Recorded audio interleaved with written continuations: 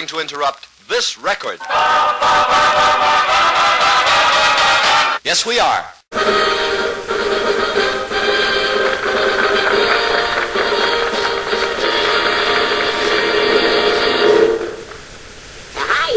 Gang. And now if you'll all be quiet, we'll start the show. I drew this cartoon all by myself, but shucks, it wasn't hard because I'm an artist. I hope you like it. I'll have a blue Christmas without you. Oh, if you feel so blue, if you're just thinking about you. The decorations are red on a green Christmas tree.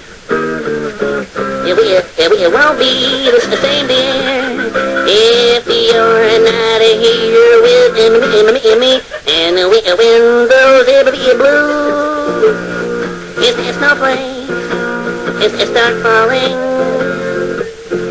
That's when those blue, in memory, it's start calling. You'll be doing all right with your Christmas up with you right. But I'll have a blue Christmas.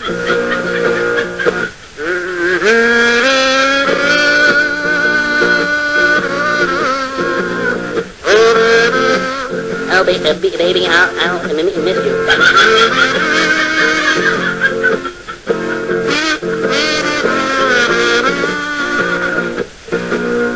You'll be doing all right with your Christmas up with you right. But I'll have a blue Christmas.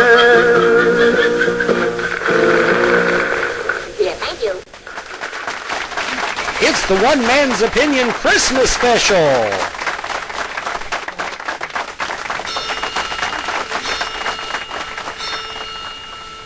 It's Christmas, a time for joy, a time for remembrance. It's a time for children, family, and the sound of sleigh bells. It's a time for peace on earth and goodwill toward men. It's a time for those who are young at heart, to sing songs and trim the tree. It's a time for gift giving and all the bills you racked up on your credit card buying all the crap that everyone will be returning the day after Christmas. And it's time to shut those damn bells up already. Thank you for listening. I'd like to wish you a Merry Christmas and a wonderful New Year.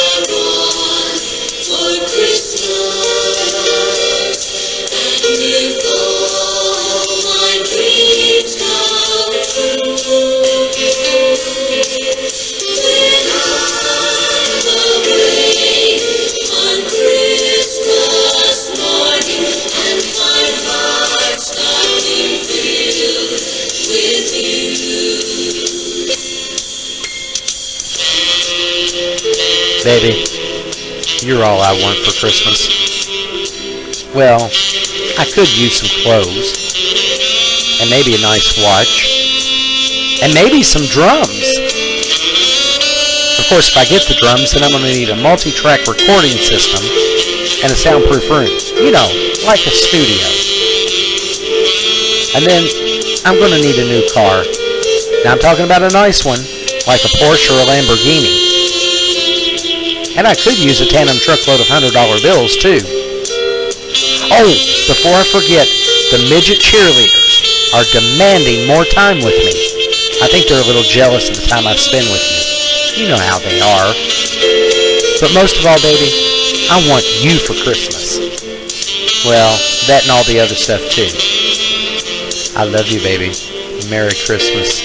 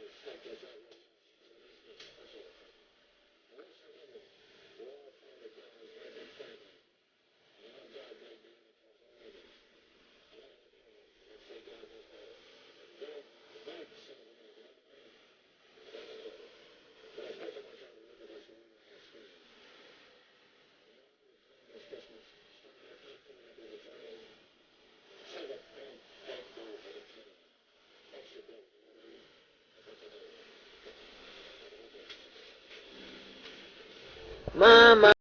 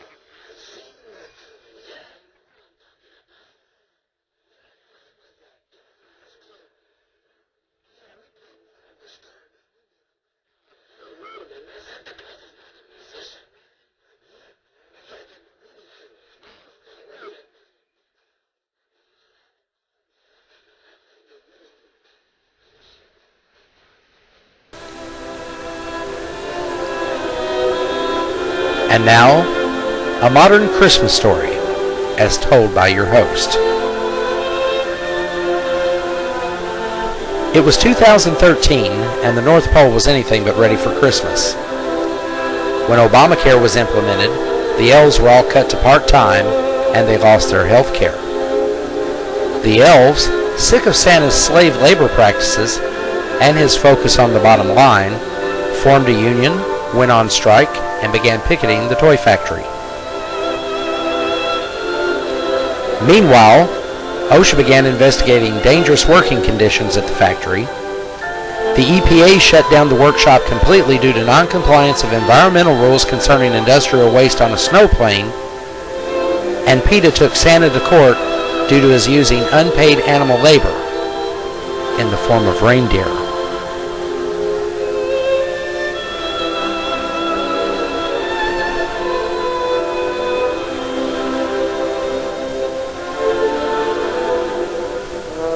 It was then that Mrs. Claus filed for divorce, citing their lack of a sex life, as Santa only comes once a year, and that's down a chimney. She cleaned out their bank account and got half of the property in the settlement. She sold her half of the toy factory to a Chinese firm that quickly moved all production to Beijing. That left Santa alone. Well, he still had all the unionized elves who were still out on strike. They picketed what was left of the toy factory for more pay, better benefits, and special rights for the gay elves. It seems that more than a few of the elves swung both ways, creating a hostile working environment for the straight elves. Seeing how the world was in such chaos and that Christmas no longer was such a joyful time of year, Santa packed his bags and left the North Pole for warmer climates.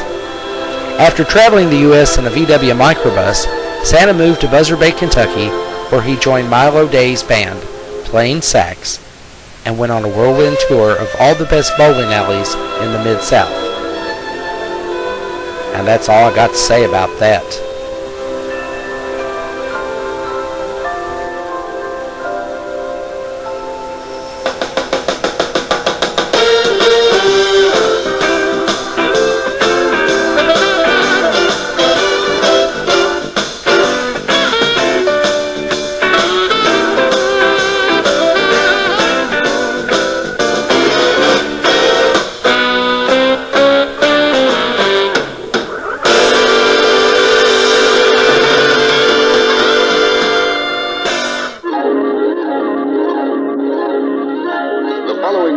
Is brought to you in living color.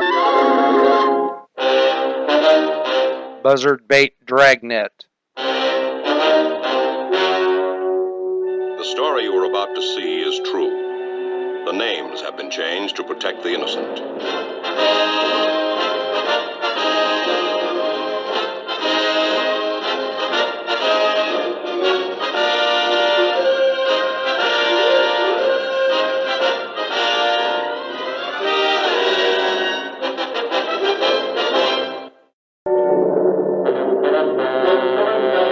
This is the city, Buzzardbait, Kentucky.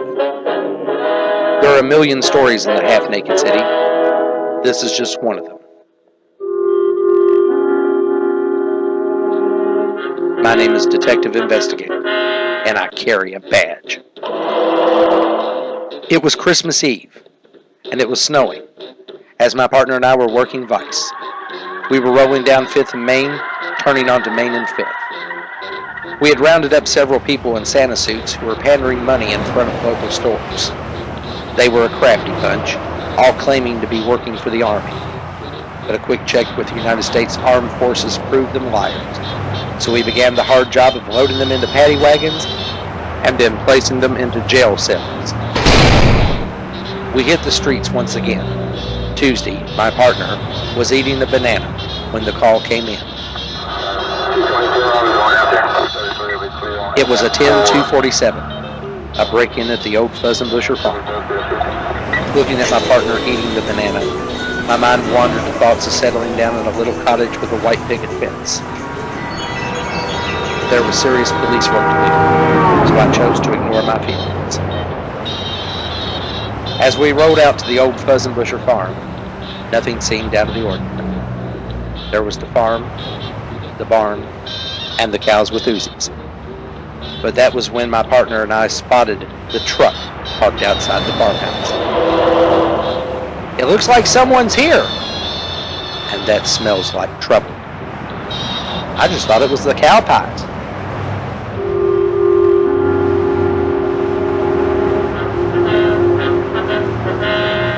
Old man Fuzzenbusher had mysteriously disappeared months ago. Other than the cows with Uzis, the occasional alien, and a giant turkey, no one had been to the farm in some time. Parking the car, my partner and I walked up the steps. Opening the door, there we spotted old man Fuzzenbusher, holding an Uzi on a fat bearded man in a red suit and a silly-looking sleeping cap. Mr. Fuzzenbusher, "Well, it's about damn time you boys showed up. I caught this rascal coming down the chimney, so I grabbed my Uzi and held him here until you arrived. It looks like he's got quite a haul in that big sack of his." "What's your name, mister?" "Ho, ho, ho! I'm Santa Claus!" "Yeah, you and about 50 others down at the Buzzardbait jail and tanning salon." "But I'm the real Santa Claus!" "Partner, should we take him downtown?" "You betcha."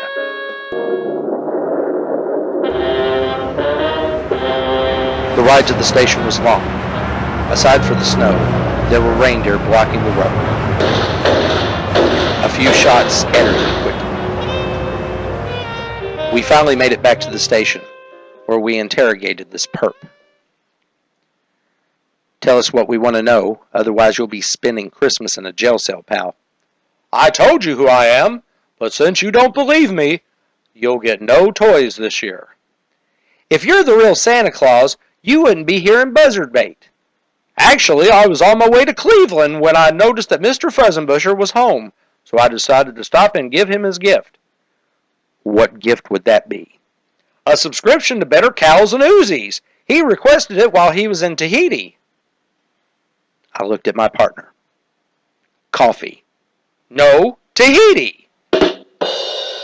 "I get it. I go get the coffee while you throw another lamp and scare him into talking."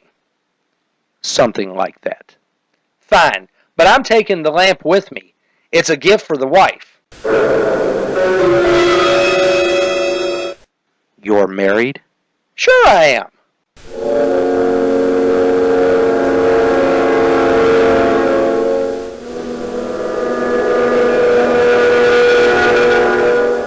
"Detective, you aren't as good as you thought you were." "Shut up, fat boy. Otherwise you'll be spending the next 6 weeks in solitary confinement."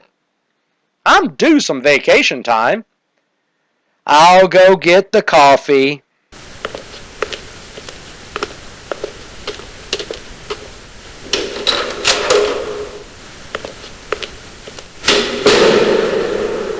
Once my partner was gone, I pulled a spare lamp from the file cabinet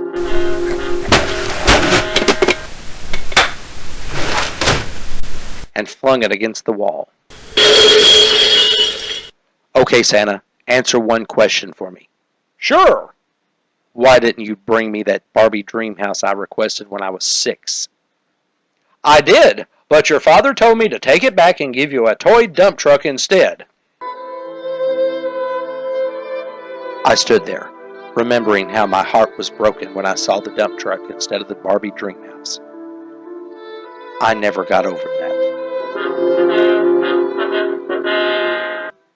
"So, if you're the real Santa, where are your elves?" "On top of your file cabinet." I turned around, and there they were.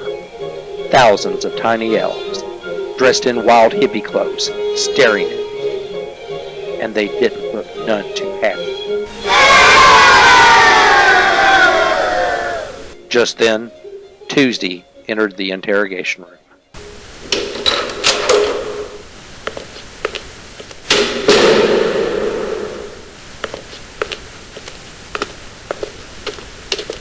"Here's your coffee. Where do the fairies come from?" "Elves, not fairies." "Elves, fairies, and leprechauns are all related." "Well, that explains a lot. They're always after me Lucky Charms." and they sure don't look none too happy. We're behind schedule already, and they have their big bridge club tomorrow, and they don't want to be late. So, you're the real Santa. Are you the real detective investigator? I see your point. You have to believe in the magic of Christmas. I believe Santa. Then allow me to finish my rounds and make all the boys and girls in the world happy. After all, it is Christmas. Partner, show Mr. Claus the door. He's free to go. Come on, elves, it's time to bust a move. Ho, ho, ho! Merry Christmas! And with that, Santa was gone. He disappeared. I see you managed to break another lamp. Where did that one come from? My private collection. I looked at my watch. Partner, I'm calling it a night. Me too. The kids would be glad to see me come home early for a change. You have kids too? Yeah, I have 3. 1 of each. I see. Merry Christmas, partner. Merry Christmas to you and yours.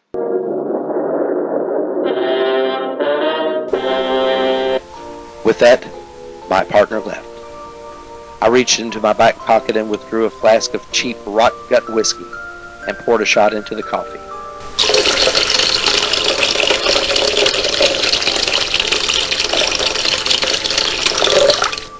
Drinking the coffee, I decided to head home. Driving to my apartment, I parked and walked up the 3 flights of stairs to my place. Opening the door, I walked in and turned on the light. Much to my surprise, there was a Christmas tree, all sparkling and covered with ornaments. And under it was the most wonderful thing I had ever seen, a Barbie dream house. I heard sleigh bells and went to the window. I threw the window open in time to see what looked like a sleigh and 8 reindeer leaving the area. To my surprise, Santa was sitting in that sleigh, and he waved goodbye. And I heard him exclaim as he rode out of sight, "Merry Christmas to all, and to all a good night."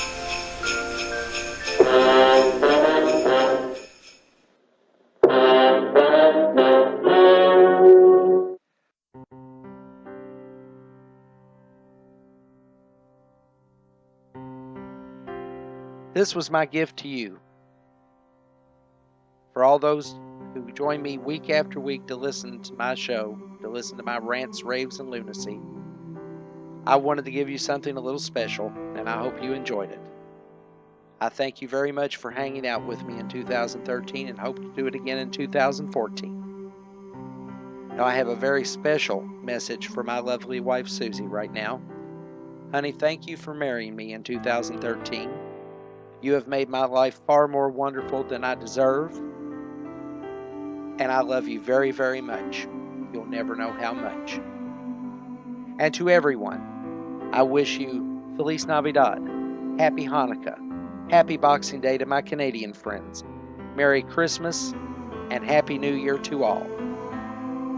We'll see each other again January 8th, 2014 at our regular scheduled time. So until then, have a blessed holiday season, be good to one another, and may God bless each and every one of you. So until we meet again next year, good night,